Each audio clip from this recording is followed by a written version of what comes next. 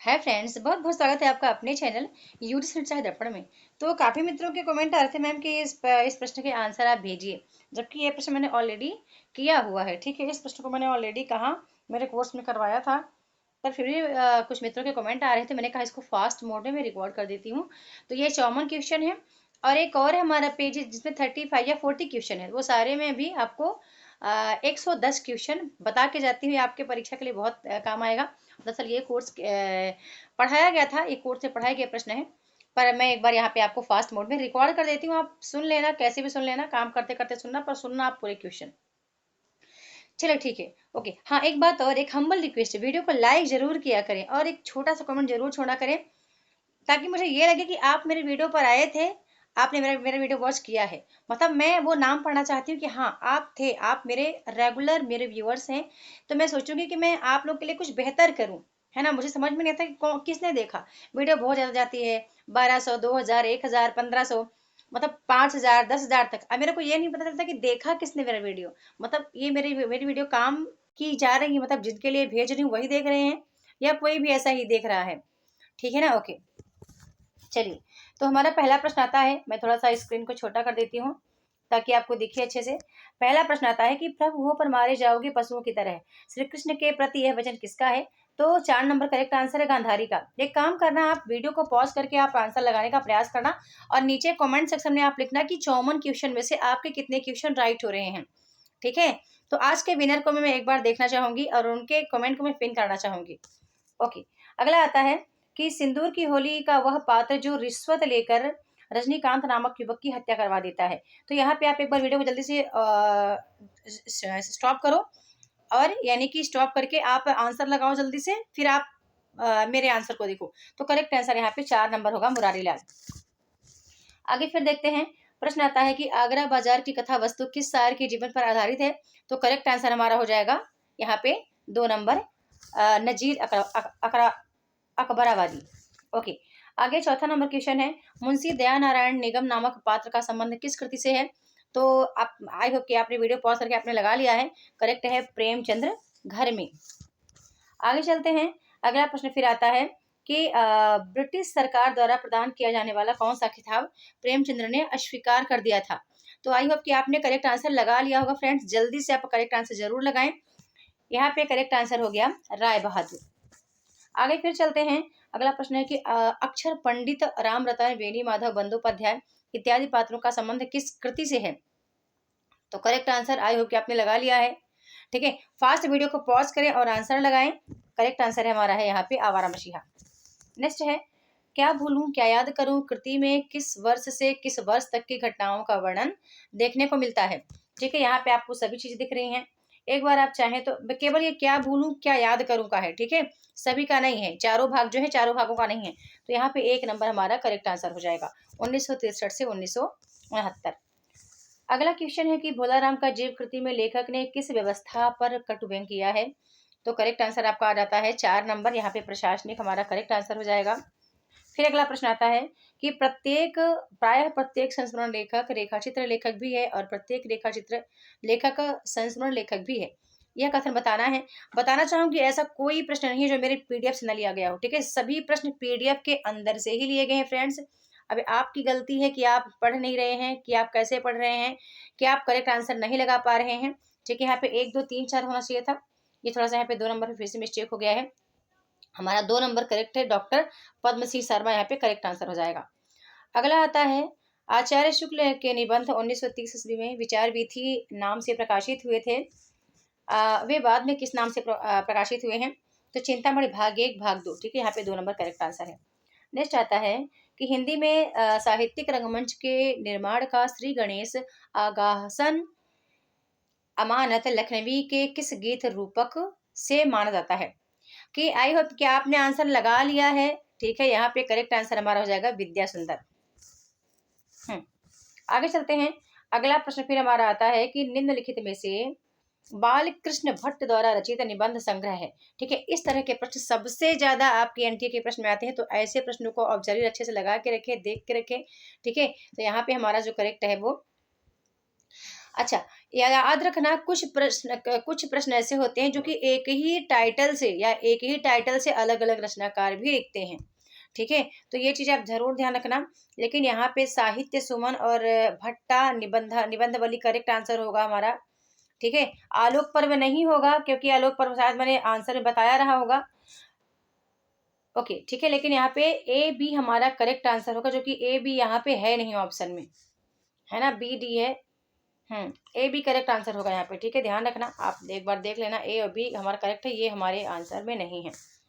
आगे चलते हैं कि निम्नलिखित में से कौन सा पात्र चीफ की दावत कहानी में सामाजिक तथा आर्थिक विडंबनाओं विडंबनाओं से जूझ रहा है। तो यहाँ पे जो हमारा करेक्ट आंसर निकल के आता है वो शामनाथ की माँ है। ठीक है, शामनाथ की माँ यहाँ पे करेक्ट आंसर हो जाएगा। अगले प्रश्न की ओर चलते हैं। प्रश्न आता है, इनमें से कौन मनोविश्लेषणवादी कथाकार नहीं है। ठीक है, आप सबसे ज्यादा प्रश्नों के पैटर्न को जरूर देखो कि प्रश्न पूछ क्या रहा है। अधिकतर प्रश्न इस तरह से आते हैं, इस तरह से बनते हैं। ठीक है, तो यहाँ पे आप देख रहे हैं चतुर्सेन शास्त्री जो है वो मनोविश्लेषणवादी कथाकार की श्रेणी में नहीं आते हैं। अगला प्रश्न आता है कि हजारी प्रसाद द्विवेदी के उपन्यास पुनर्नवा का नायक कौन है। ठीक है, ये पेपर में बहुत बार रिपीट हुआ है, और ऐसा नहीं है, कभी कभी आपको ऐसा नहीं कि जो रचनाकार लगे हैं उनकी एक दो रचनाएं ही देख लेनी, नहीं, उनकी प्रॉपर सभी रचनाएं आपको देख के चलनी है। ठीक है, सभी रचनाएं आपको देख के चलनी है। तो यहाँ पे हमारा जो करेक्ट आंसर हो जाएगा वो आर यहाँ पे करेक्ट आंसर हो जाएगा। रिचर्ड के अनुसार संप्रेषण बताना है क्या है, कलाकार की चेतन प्रक्रिया या कलाकार की संकुल प्रक्रिया, कलाकार की चेतन प्रक्रिया या फिर कलाकार की सामित प्रक्रिया। तो ध्यान से वीडियो को देखिए और एक बार आप आंसर लगा करके जल्दी से कमेंट सेक्शन में लिखें कि इसका करेक्ट आंसर क्या होगा। ठीक है, इसका जो राइट आंसर है बंधु वो आपको बताना है कमेंट सेक्शन में। ओके, आगे चलते हैं। फिर प्रश्न आता है, कबीर का रहस्यवाद किससे प्रभावित है। अपने गुरु रामानंद से, वेदांत दर्शन से, नाथ संप्रदाय की हठयोग साधना से, या नाथ संप्रदाय की तंत्र साधना से। तो ये भी आपके लिए जानना बहुत आसान प्रश्न है। यहाँ पे 3 नंबर करेक्ट है, नाथ संप्रदाय की हठयोग साधना से हमारा यहाँ पे राइट आंसर हो जाएगा। अगला प्रश्न आता है कि मैं स्वयं तकलीफ सहने को तैयार हूँ परंतु स्त्री जाति की तकलीफ में नहीं देख सकती, उक्त कथन किसके लिए है। ध्यान रखना, यहाँ पे महादेव वर्मा और मन्नू भंडारी के कथन आचार्य शुक्ल के अनुसार जरूर पढ़ें। कृष्णा शोभती, महादेव वर्मा, मन्नू भंडारी की सभी रचनाएं आप देख कर चलें। आचार्य शुक्ल के कथन इनके बारे में देख कर चलें। इनकी जितनी भी विधाएं लगी हैं, चाहे वो नाटक हो, कहानी हो, उपन्यास हो, निबंध हो, हिंदी कविता हो, ठीक है, वो सभी देख देख के आपको चलना है, क्योंकि सभी से प्रश्न यहाँ से बन जाते हैं। तो हम आप आई होप कि आपने करेक्ट आंसर लगा लिया है। मैंने कहा भी है कि करेक्ट आंसर आप लगा के चलो, ठीक है, तभी जाके काम बनेगा। करेक्ट आंसर हमारा यहाँ पे शिवरानी देवी करेक्ट हो जाएगा, 4 नंबर हमारा करेक्ट आंसर है। फिर अगला प्रश्न आता है, मुर्दहिया आत्मकथा में स्कूल के बच्चे लेखक को किस नाम से चिढ़ाकर अपमान करते थे। तो सभी को पता है, यहाँ पे चमरकिट हमारा करेक्ट आंसर हो जाएगा, 2 नंबर। अगला आता है, किस रेखा चित्र में ग्रामीण काव्य कला को उत्तम तथा शहरी काव्य कला को कृत्रिम तथा आडंबर युक्त बनाया गया है। तो यहाँ पे जो करेक्ट आंसर है, आई होप कि आप लगा लिए हैं।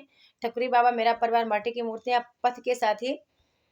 तो इसका आंसर आपको फिर से कमेंट सेक्शन में बताना है कि इसका करेक्ट आंसर क्या होगा, क्योंकि सबको आपने पढ़ा है, पर तब भी आपको डाउट लग रहा है कि क्या होगा। तो आप 20 नंबर का आंसर जरूर बताएं, वहां पे मैं जरूर मेंशन कर दूंगी क्या होना चाहिए।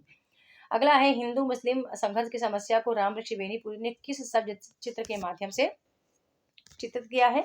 तो करेक्ट आंसर है सुभान खां।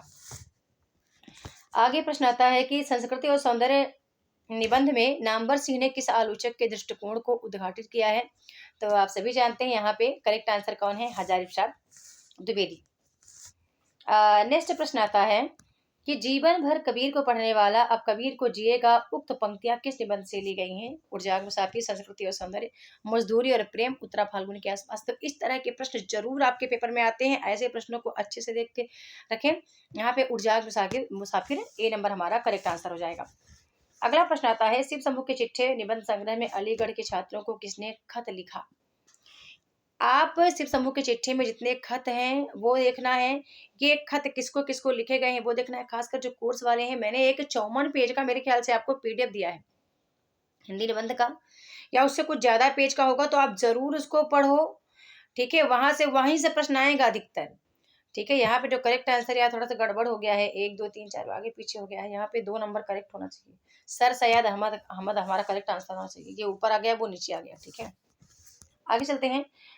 एक और द्रोणाचार्य नाटक में परीक्षा में नकल करते हुए अरविंद के हाथों कौन सा छात्र पकड़ा गया? तो यहाँ पे गुंडा राजकुमार। ठीक है, 3 नंबर हमारा यहाँ पे करेक्ट हो जाएगा, क्योंकि आपको पता है राजकुमार की वजह से ही कॉलेज में बहुत ज़्यादा उपद्रव मच जाता है। आगे देखते हैं कि हम जन्म के ठाकुर हैं, कर्म से ब्राह्मण और सेवक हरिजनों के हैं, हमें सबका वोट मिलना चाहिए। उक्त कथन बकरी नाटक में किस पात्र का है? तो यदि आपने बकरी नाटक को सही ढंग से पढ़ा है तभी आप आंसर लगा पाएंगे, क्योंकि टेक्स्ट पढ़ना आपके लिए बहुत ज़्यादा जरूरी हो गया है। भले आप उपन्यास वगैरह ना पढ़ें, लेकिन कुछ चीजें हैं जैसे कहानी है, नाटक है, निबंध है, ठीक है, तो इनको जरूर पढ़ के रखें। अब इतना भी नहीं बोले कि प्रॉपर अब अभी समय वो पढ़ना स्टार्ट करें। अभी आप तो केवल रिवाइज करो, प्रश्नोत्तरी लगाओ, जितना ज्यादा हो सके केवल प्रश्नोत्तरी लगाओ। प्रश्नोत्तरी आपके लिए बहुत मैटर करता है, प्रश्नोत्तरी लगा लेना, ठीक है, उससे आपकी बहुत सारी चीजों में निखार आएगा। ठीक है, कर्मवीर यहाँ पे करेक्ट आंसर है। अगला आता है कि परिंदे कहानी में मिशनरी स्कूल की छात्राओं को सरमन ऑफ द माउंट का पाठ पढ़ाने वाले पात्र का नाम बताना है। तो ये भी आपको कमेंट सेक्शन में इसका आंसर लिखना है। ठीक है, जो भी आपको लगेगा ABCD आप लगा लेना 1 2 3 4, इसके बाद में वहां पे ऑलरेडी कमेंट में मेंशन कर दूंगी कि करेक्ट आंसर क्या होगा। झूठा सच में क्रांतिकारी विचारों से युक्त महिला पात्र का नाम बताना है। कौन सी महिला पात्र है जो कि क्रांतिकारी विचारों से युक्त है? तो वो तारा है। इसके पात्रों में बहुत डाउट है, ठीक है, बहुत डाउट होता है क्योंकि ये झूठा जो उपन्यास है ना, इतना ज्यादा दूसरे का विवाह, एक किरदार को छोड़ा फिर दूसरे के साथ विवाह, फिर उसको छोड़ा फिर तीसरे के साथ विवाह, फिर तीसरे को छोड़ा फिर पहले के साथ विवाह हो रहा है। तो पात्रों को बड़े अच्छे से यहाँ पे पढ़ के रखें, झूठा सच में। और तमस उपन्यास में इतना ज्यादा नहीं है खिचड़ी, लेकिन खिचड़ी पात्रों इसमें, क्योंकि इसमें 2 खंड हैं, भाग 1 भाग 2। ठीक है, पहला खंड 58 में प्रकाशित होता है, 1958 में, दूसरा 1960 में। तो कुछ पात्र ही हैं जो दूसरे पार्ट में मिलते हैं, और कुछ पात्र हैं और कुछ वहां पे नए पात्र आते हैं। तो इसको बखूबी आप अच्छे से देख करके रखें। आगे देखते हैं कि सचशीला, शारदा इत्यादि नारी पात्र किस उपन्यास से संबंधित है? तो आपको पता है कि ये करेक्ट आंसर यहाँ पे शिखर एक जीवनी हो जाएगा हमारा। आगे फिर अगला प्रश्न आता है, अंधा युग में गांधीवादी विचारों वाला पात्र कौन है? ठीक है, विदुर यहाँ पे करेक्ट आंसर हो जाएगा। हम फिर देखते हैं कि क्या मैं स्पष्ट कहता हूँ कि धर्मशास्त्र रामगुप्त से द्रुपस्वामिनी के मोक्ष की आज्ञा देता है। उक्त कथन में मोक्ष से तात्पर्य क्या है? ठीक है, तो यहाँ पे जो करेक्ट आंसर हमारा निकल के आता है वो 2 नंबर है, मोक्ष से तात्पर्य यहाँ पे तलाक से है। ठीक है, आगे चलते हैं। प्रश्न आता है कि अब यह विषय श्रीमान ही के विचारने के योग्य है कि प्रजा की ओर देखना कर्तव्य है या प्रेस्टीज की? गुप्त ने इन पंक्तियों से श्रीमान शब्द किस व्यक्ति के लिए प्रयोग किया है? तो शायद आयोग की आपको पता होगा, यहाँ पे करेक्ट आंसर लॉर्ड मिंटो होगा। ठीक है, 4 नंबर यहाँ पे हमारा करेक्ट आंसर हो जाएगा। आगे देखते हैं कि भारतवर्ष उन्नति कैसे हो सकती है? निबंध 1885 ईस्वी में कौन सी पत्रिकाएं प्रकाशित होती है? तो ये आपके लिए बहुत ही आसान क्वेश्चन है, इसका आंसर आप ऑलरेडी लगा पाएंगे। ठीक है, ये इसका करेक्ट आंसर 1 नंबर है, नवोदित हरिश्चंद्रिका। ठीक है, नवोदित हरिश्चंद्रिका में, ठीक है, हरिश्चंद्र मैगजीन मत लगा देना। ठीक है, अब आप इसका आंसर लगा पाए तो लगाएं कि नवोदित हरिश्चंद्रिका किसको कहा गया है। आगे चलते हैं। प्रश्न आता है किस कहानी में 2 पीढ़ी गड़बड़ हो गया, किस कहानी में 2 पीढ़ियों की वैचारिक टकराव को दिखाया गया है? तो यहाँ पे पिता कहानी होगा। ठीक है, पिता कहानी होगा, एक ऑप्शन डालना भूल गई थी। अगला है यहाँ पे ये गड़बड़ हुआ था, इस प्रश्न को मैं देख रही थी, राजा निर्वंशिया कहानी की मुख्य नायिका पात्र बताना था। तो यहाँ पे थोड़ा सा गड़बड़ हुआ था, बंधु मैं टाइप कर रही थी, यहाँ पे मुझे डालना था, नायिका का नाम डालना था, क्योंकि इसमें जो मुख्य नायिका पात्र है, ठीक है, चंदा ही है। ठीक है, चंदा है, जगपति चंदा ही नायक नायिका पात्र के रूप में आते हैं। तो यहाँ पे मैं नाम डालना भूल गई थी। ओके, है ना, तो आप देख लेना। तुलसीदास के कलयुग का वर्णन मानस के किस कांड में है? तो आपको करेक्ट आंसर पता है, अरण्य कांड हो जाएगा यहाँ पे। नेक्स्ट आता है, सॉरी, उत्तरकांड, माफी चाहूंगी, उत्तरकांड में कलयुग का वर्णन है। अगला है सूरदास के विनय एवं भक्ति के पदों में किस रस की प्रधानता है? अब इसका आंसर आपको लगाना है। ठीक है, श्रृंगार रस, शांत रस, वात्सल्य रस या भक्ति रस? क्यों लगाना है? क्योंकि आपने अभी तक जो पढ़ा होगा, सो अभी इसका आंसर में आपको क्लियर पता चल जाएगा कि आपका कॉन्सेप्ट सूरदास को लेकर के कितना ज्यादा क्लियर है। सूरदास के विनय एवं भक्ति के पदों में किस रस की प्रधानता है? आप आंसर जरूर लगाएं। नेक्स्ट आता है, पद्मावत काव्य रूपों की दृष्टि से कौन सा काव्य है?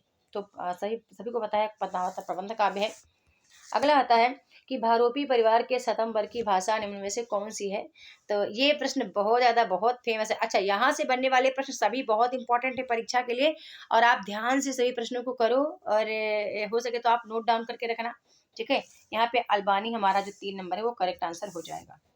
अगला आता है, निम्न में से कौन सा वर्ण तालव्य, यहाँ पे देखो मैं उसको कूट में करना चाहती थी पर ये गड़बड़ हो गया था। ठीक है, यहाँ मैं इसको कूट में रखना चाहती थी। कौन सा वर्ण तालव्य और नासिक्य है। ठीक है ना। तो पर कूट में नहीं कर पाई थी, तो यहाँ पे करेक्ट आंसर हमारा 4 नंबर है, अड़ा जो है वो। ठीक है, अड़ा जो है वो तालव्य भी है और नासिक व्यंजन भी है। ठीक है, दोनों ही है, तो आप देख लेना। आगे देखते हैं, आकृति मूलक वर्गीकरण के आधार पर भाषाओं को कितने वर्गों में बांटा गया है। ये पेपर में कई बार आ चुका है। ठीक है, आज मैंने बहुत सारे प्रश्न आपके लिए दिए हैं और मैं थोड़ा सा हार्ड प्रश्न आपको देना चाहूंगी। इसका जो करेक्ट आंसर है आपको पता है, यहाँ पे 3 नंबर करेक्ट हो जाएगा, यहाँ पे दो यानी यदि आप बता पाए कि वो आकृति मूलक वर्गीकरण कौन है जो भाषाओं के अनुसार बांटे गए हैं, तो आप कमेंट सेक्शन में जरूर बताएं। नेक्स्ट है, बिहारी किस संप्रदाय से थे, किस संप्रदाय में दीक्षित थे। तो बहुत आसान सा प्रश्न है, इसका आंसर आप जरूर बताएं। प्रतिभा के 2 भेद सहजा और उत्पद्या किस आचार्य माने हैं। प्रतिभा के 2 भेद आपको पता है, राजशेखर ने माना है कार्यत्री प्रतिभा, भावित्री प्रतिभा, लेकिन आपको बताना है कि सहजा और उत्पद्या किसने माना है। ठीक है, तो हमारा जो करेक्ट आंसर निकल के आता है वो हमारा निकल के आता है रुद्रट माना है। ध्यान रखना, जब प्रतिभा, ठीक है, प्रतिभा व्युत्पत्ति अभ्यास के संबंध में दो चीजें आपको अच्छे से याद रखनी है। एक तो काव्य हेतु के कितने भाग हैं, फिर प्रतिभा को किस किसने मूल माना है, यानी कि किसने महत्वपूर्ण माना है। प्रतिभा के संबंध में सबकी परिभाषाएं, संस्कृत आचार्यों या विद्वानों की परिभाषा जरूर आप ध्यान रखें। अगला है, किस आचार्य ने रीति को काव्य की आत्मा मानकर रस को गुण के अंतर्गत स्थान दिया तथा कांति गुण का वर्णन करते हुए उसे रस से युक्त माना है। भामह, वामन, रुद्रट, राजशेखर। तो ये इस तरह के प्रश्न जरूर आपके पेपर में आते हैं, तो ऐसे प्रश्नों के लिए आप क्या करेंगे। ठीक है, ये प्रश्न कॉन्सेप्ट के, जब तक आपने कॉन्सेप्ट नहीं पढ़ा है तो समझ लीजिए कि इस तरह के प्रश्नों को सॉल्व करना आपके लिए क्या है, एक महाभारत ही है, क्योंकि वहां पे डाउट रहेगा कौन जीतेगा कौन हारेगा। हाँ, यदि ऐसे प्रश्न आप सॉल्व नहीं कर पा रहे हैं तो यही समस्या है। ठीक है, अब आपको पता है रीति आचार्य वामन, ठीक है, रीति वामन का है, तो कुछ आप यहाँ से अंश भी उठा करके आप राइट आंसर लगा सकते हैं। विद्यानिवास मिश्र के अनुसार सीता का सिंदूर किसका प्रतीक है। तो यहाँ पे यार बहुत डाउट होता है। एक तो अखंड सौभाग्य आता है, दूसरा प्रेम के बंधन का आता है। अब कई जगह ना अलग अलग प्रश्न उत्तर यहाँ पे देखने को मिलते हैं, लेकिन सीता का जो सिंदूर का प्रतीक है अखंड सौभाग्य, वैसे मैं लगाना चाहूंगी। कई जगह मैंने प्रेम के बंधन का भी देखा है कि सीता मतलब अखंड सौभाग्य तो है सीता का सिंदूर, लेकिन सीता इतना स्नेह करती है राम से, क्यों सीता सिंदूर लगा रही हैं, क्यों ऐसा नहीं कि केवल विवाह हो जाने के कारण बस लगा रही हैं। एक प्रसंग और इसमें जुड़ जाता है कि जब भगवान महावीर हनुमान पूछते हैं कि माता आप रोज सिंदूर क्यों लगा रही हैं, तो वो बताती हैं कि प्रभु श्री राम की लंबी उम्र के लिए। तो अब वहां पे जब देखते हैं कि जब हनुमान जी केवल स्नेह के बस पर राम से इतना स्नेह करते हैं कि वो पूरे सिंदूर से नहा लेते हैं। ठीक है, सिंदूर का लेप लगा लेते हैं, है ना। तो एक तरह से प्रेम का बंधन भी दिखाया गया है, पर आप अखंड सौभाग्य ही लगा लेना। ठीक है, लगा लेना। बाकी कूट में रखती तो थोड़ा ज्यादा आनंददायक प्रश्न बनता। ठीक है, आगे चलते हैं कि सौंदर्य बाहर की कोई वस्तु नहीं भीतर की वस्तु है, उपयुक्त कथन किस विचारक का।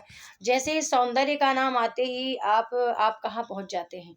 ठीक है, सौंदर्य का नाम आते ही आप पहुंच जाते हैं कहाँ पे, आचार्य शुक्ल के पास। आचार्य शुक्ल का निबंध कविता क्या है। स्कंदगुप्त नाटक में बौद्ध का पाली का पात्र का नाम बताना है। स्कंदगुप्त कितने अंकों में है, ठीक है, कितने खंडों में है, सॉरी कितने अंकों में है, और कितने गीत हैं, स्त्री पुरुष पात्र कितने कितने हैं, इसका उद्देश्य, साथ में यहाँ पे आए हुए कुछ ऐसे ऐतिहासिक घटनाएं कि कहाँ कहाँ किस किस जगह की घटनाओं का इसमें वर्णन देखने को मिलता है। ठीक है, या फिर कितने वर्षों का की घटनाओं का वर्णन स्कंदगुप्त, चंद्रगुप्त, ध्रुवशामनी में दर्शाया गया है। तो ये आप जरूर देख के चलें, और इस तरह के प्रश्न बहुत आसान है आपके लिए आंसर लगाना। ठीक है, प्रपंच बुद्धि यहाँ पे करेक्ट आंसर हो जाएगा 1 नंबर। आगे चलते हैं, जहां न धर्म न बुद्ध नहीं नीति न सुजान समाज ते ऐसे ही आपो हंसी जैसे चौपट। ठीक है, अब यहाँ तो हमने लिया अंधेर नगरी से गुरु महंत का ये कथन है। ध्यान रखना, इसके बारे में बहुत सी चीज़ें हैं जो आपको अच्छे से याद रखनी है बखूबी। अभी वो मुँह ज़बानी याद होनी चाहिए, ठीक है? ऐसा नहीं कि तब भी अभी आपको पीडीएफ पकड़े तो ही आंसर निकले, जब पीडीएफ आप बंद करें तो आंसर भी बंद हो जाए। सिंदूर की होली नाटक का केंद्रीय विषय है नारी शिक्षा की समस्या, भ्रष्टाचार की समस्या, वैधव्य की समस्या, ठीक है? यहाँ पे सी नंबर करेक्ट आंसर हो जाएगा। आगे देखते हैं, कुबेर नाथ रॉय के आरंभिक निबंध किस पत्रिका में प्रकाशित हुए थे?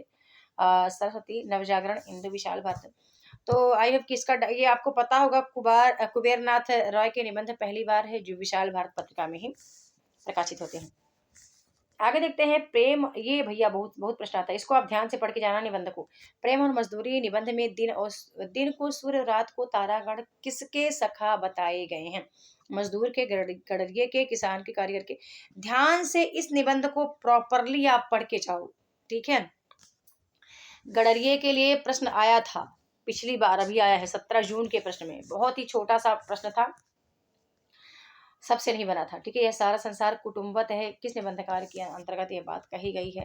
किस निबंधकार की उक्तियां हैं? ऐसे प्रश्नों का उत्तर आप यूं ही लगा सकते हैं, ठीक है? आप लगा के बताना आप किसके प्रति जाएंगे, मिस्र के प्रति या हरिश्चंद्र जी या पूर्ण सिंह या फिर नामवर सिंह। आप इसका आंसर लगा के बताना मुझे जरा। भारतेंदु ने भारत की उन्नति के लिए किससे अनिवार्य नहीं माना है? तो त्याग भावना, श्रम की महत्ता, ठीक है? यहाँ पे किसे अनिवार्य नहीं माना है? हमारा करेक्ट आंसर हो जाएगा अंग्रेजों की राजभक्ति को अनिवार्य नहीं माना है, बाकी सभी चीजों को अनिवार्य माना है। आगे चलते हैं, प्रश्न आता है, संस्कृति और सौंदर्य निबंध नामवर सिंह के किस निबंध संग्रह में संकलित है? कविता के नए प्रतिमान, नई कविता के प्रतिमान, वाद विवाद संवाद, या फिर इतिहास और आलोचना। तो ये भी कितना आसान क्वेश्चन है, ठीक है? आपके लिए आसान है, आप इसका आंसर लगा के बताओ मुझे करेक्ट आंसर क्या होगा, या इनमें से कोई नहीं, ठीक है? हाँ, ये लो, ये 5 आ गया।